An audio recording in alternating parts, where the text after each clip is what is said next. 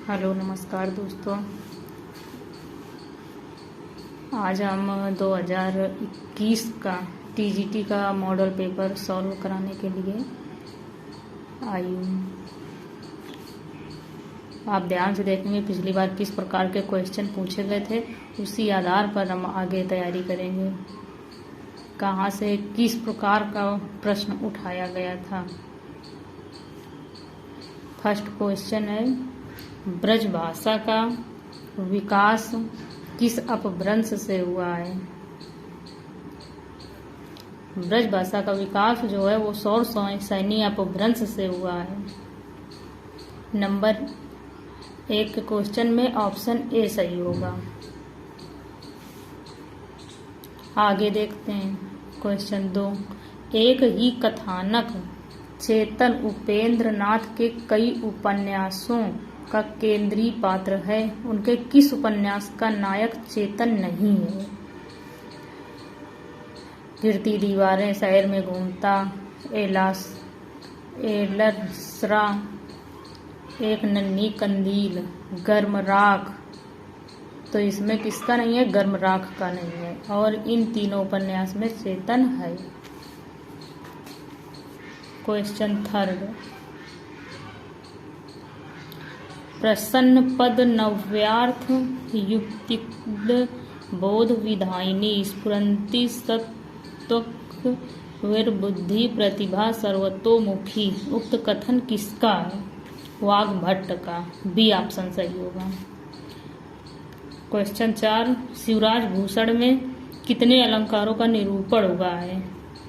105 अलंकारों का निरूपण हुआ है। ऑप्शन डी सही होगा। निम्न में से कौन सा सात्विक अनुभाव नहीं है। विषाद, विषाद सात्विक अनुभाव नहीं है, और रोमांच, कंप, प्रलय ये सात्विक अनुभाव है।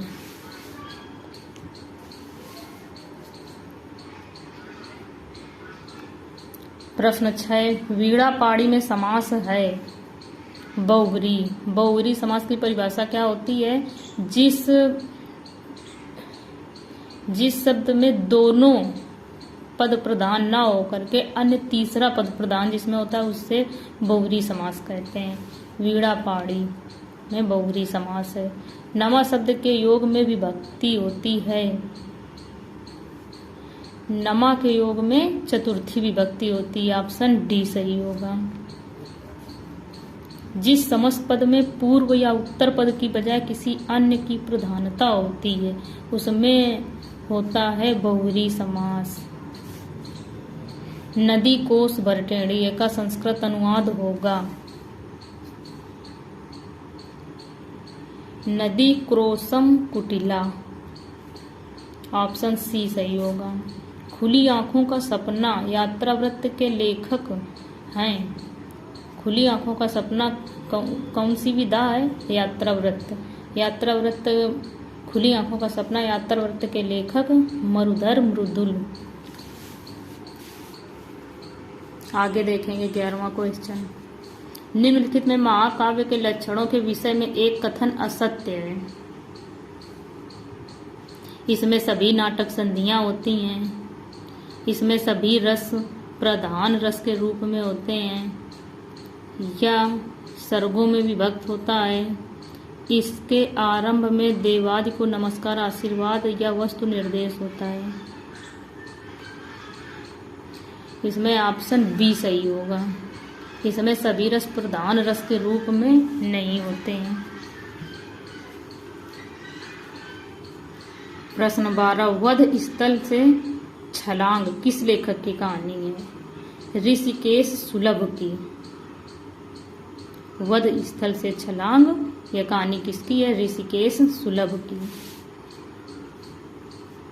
प्रश्न 13, युष्मद शब्द के चतुर्थी विभक्ति एक वचन के रूप हैं।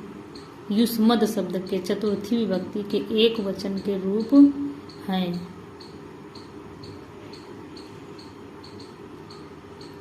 तो व्यम तथा ते।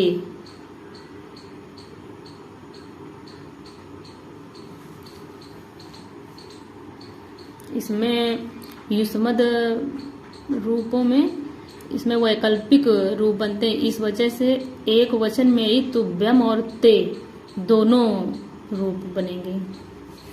सभी स्वर होते हैं,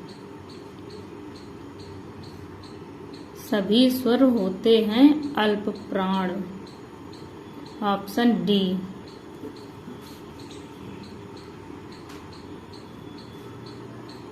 पद्मावत का बांग्ला अनुवाद किसने किया था? आलो उजला ने। और करवाया किसने था? मगन ठाकुर ने।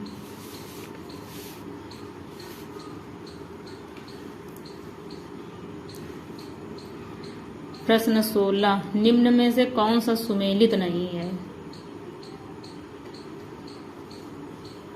मृदुला गर्ग एक जमीन अपनी, ये सुमेलित नहीं है। हिंदी के विकास के संबंध में निम्नांकित कथनों में एक असत्य है।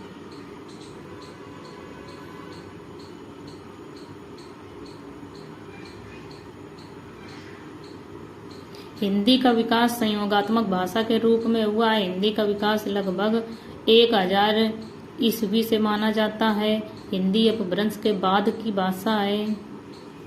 हिंदी एक वियोगात्मक भाषा है। यही ऑप्शन सही नहीं है, डी। हिंदी एक वियोगात्मक भाषा है। लिपि के विकास का क्रमिक सोपान क्या है? ऑप्शन सी सही होगा। चित्रलिपि, सूत्रलिपि, प्रतीकात्मक लिपि, भावमूलक लिपि। सबसे पहले किसी भी भाषा में चित्र, फिर सूत्र, फिर प्रतीक, फिर भाव आता है। प्रश्न 19, निम्नलिखित कृतियों को उनके प्रकाशन वर्ष के अनुसार आरोही क्रम में व्यक्त करने वाली श्रेणी है।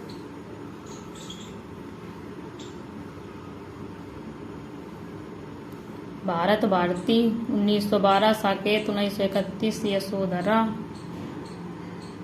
1932, जय भारत 1952। ऑप्शन बी सही होगा।